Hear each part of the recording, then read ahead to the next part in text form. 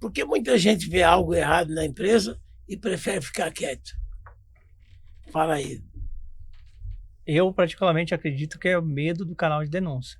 Ela não tem uma área ou pessoas confiáveis para que ela possa relatar. Nessas situações, como a gente já falou, em que já tem acontecido vazamento de informação, vazamento de denúncias ou de investigação, se isso acontecer dentro de uma empresa, é o primeiro passo para as pessoas não denunciarem. E não vão denunciar. Mesmo que anonimamente, porque elas têm o medo de ser identificadas. Existem vários meios para você denunciar, um telefone, um e-mail, uma carta ainda existe, né? Você tem lá, você entra num link da internet, num link que você fala assim, você não vai ser identificado, mas ela fala, pô, eu estou entrando no canal da empresa, ela vai saber o IP, onde eu estava e tal. Então esses são meios que as pessoas... Como é que a pessoa pode fazer denúncia e não ser identificado? Se ele fizer pelo celular, aparece o celular da pessoa. Você entendeu? E aí? Então, por isso você precisa ter um canal de denúncias com credibilidade, Anônimo, fortalecido anônimo e totalmente anônimo. Eu vou adicionar um tema. Assim, a denúncia não pode chegar embaixo da porta no papel. Não precisa ser por um correio eletrônico. Né? Embaixo da porta você não vai identificar. A pessoa imprimiu, não tem como identificar a pessoa. Mas eu vou além. Dependendo do tema que essa denúncia contenha, é fácil identificar quem está envolvido. Quem está envolvido não, quem que denunciou. Certa vez eu recebi uma denúncia, era um assédio sexual, até eu conversei com a pessoa que sofria, e o meu aconselhamento para ela, eu a recomendei, eu falei, é só você que está nesse contexto, infelizmente. Você pode aparecer. Eu acho que os investigadores, né, e quem comanda canais de comunicação, eles têm que conversar com quem denuncia. Porque muitas vezes a pessoa está tão aflorada, né, na emoção, que ela faz a denúncia e não pensou que ela seria identificada porque o tema é só dela. Não existe outra pessoa no contexto. Então, essa pessoa que chegou até a mim na época, ela desistiu, porque ela sabia que ela seria identificada. Então, existem vários fatores, né, do porquê a denúncia pode não chegar. E às vezes ela chega, a pessoa declina por conta de ser identificada, inevitavelmente. Você diz com quem denuncia ou com a vítima, tá, Armando? A vítima também. A vítima pode não querer ser identificada, porque ela é a única, não tem como você tratar o caso, que foi tão específico, vai saber que é ela. Ou você tem uma área pequenininha. Isso. Você tem 3 pessoas, né? Você tem uma mulher, 2 homens e for um assédio sexual, quem que é? Né? Aqui acho que é a sequência. Qual é o maior medo de quem denuncia uma irregularidade? É ser identificado. E ser punido por isso. Muitas vezes as denúncias vêm na própria área, obviamente, né? A maioria delas. E vamos supor que, vou dar um exemplo, está denunciando o próprio líder. E ao final da investigação, o líder foi chamado, a gente conversou com ele, e ele sabe do tema, e ele, né, deduz ali na área que é pequena, como o Dário mesmo disse, foi aquela pessoa. Talvez essa pessoa no futuro, ela não vai ter aumentos salariais, ela não vai ter promoções, de uma forma muito velada isso vai acontecer, né? Então as pessoas às vezes temem isto, e aí elas preferem não fazer a denúncia. Ela não é retalhada pela área que investiga, pelo canal de denúncias ou pelo RH que trata. Não, é pela própria área. Eles deixam a pessoa de escanteio e praticamente matam aquela pessoa para a vivência da empresa. Quando a denúncia é contra uma pessoa muito poderosa dentro da empresa, a chance do denunciante passar a ser o culpado é muito grande. É muito grande, porque isso acontece até na justiça. Depende muito do tema. Até na justiça, a denúncia, vou denunciar o chefe. E agora? Como é que faz? O chefe, antes que a denúncia dele não vai para frente, porque você está denunciando o chefe. É tudo verdade. Isso. E nós estamos vendo fatos quase iguais na justiça. Eu denunciei o meu chefe, mas o chefe não investiga o que eu denunciei, porque é contra ele, a investigação é dele. E aí o que acontece? Eu vou ser o punido. Porque eu não consegui provar. Claro, não vai provar nunca. Não vai investigar o que eu denunciei. Para isso tem que ter as áreas, por exemplo, tem que ter independência para fazer isso, né?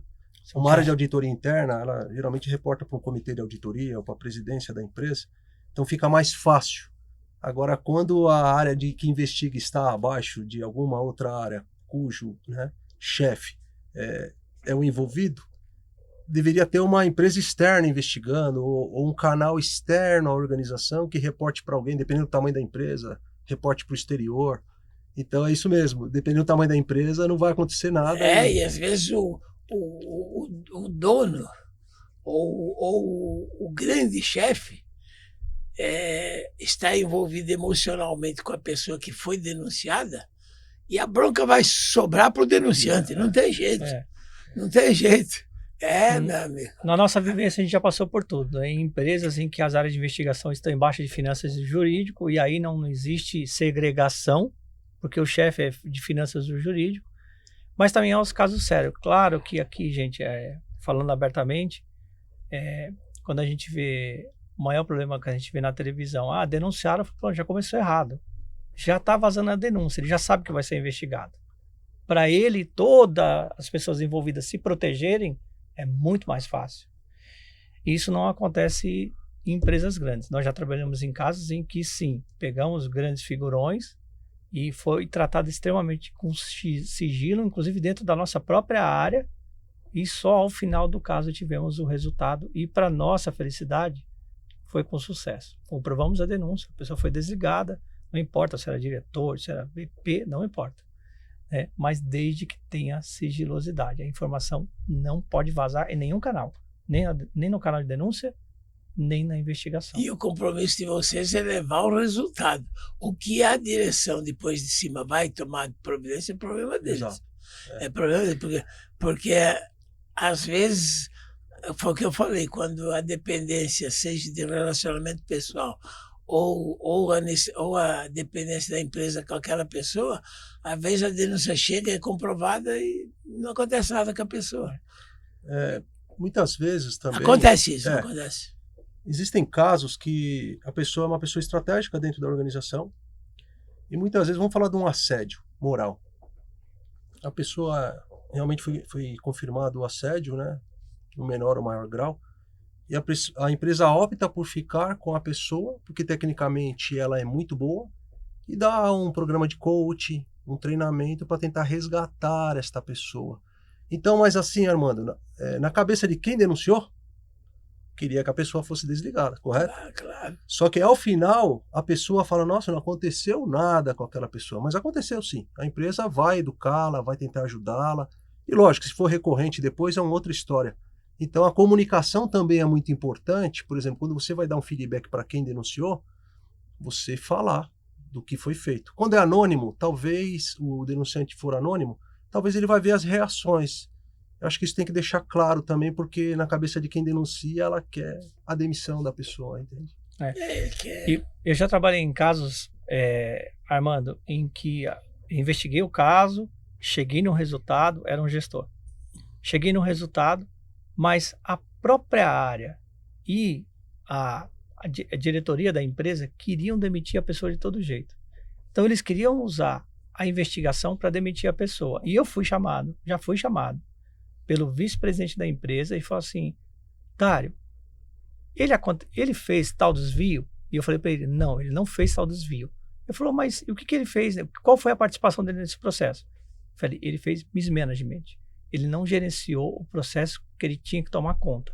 Se ele tivesse controlado, ele ia ver que tinha alguma coisa errada. Então ele não participou ativamente, mas ele teve um mismanagement. E eles tentaram, assim, arbitrariamente falar, não, mas você concorda que a gente tem que demitir? Eu falei, esse papel não é meu. Meu papel, eu investiguei e falar assim, eu te entreguei o resultado. Ele não participou ativamente, mas ele tem um mismanagement. E aí cabe a vocês. Mas você acha que tem que ser demitido? Eu falei, não cabe. Essa decisão não é minha. Às vezes nós somos usados mesmo. Nós não. O caso é usado para resolver um outro problema. Para blindar quem vai mandar embora. Olha, foi justificada essa dispensa. Exato. É tudo que o cara quer, eventualmente, né? Tem uma coisa que nós, particularmente, não gostamos, e eu acho que o Carlos está de acordo, é arbitrariedade.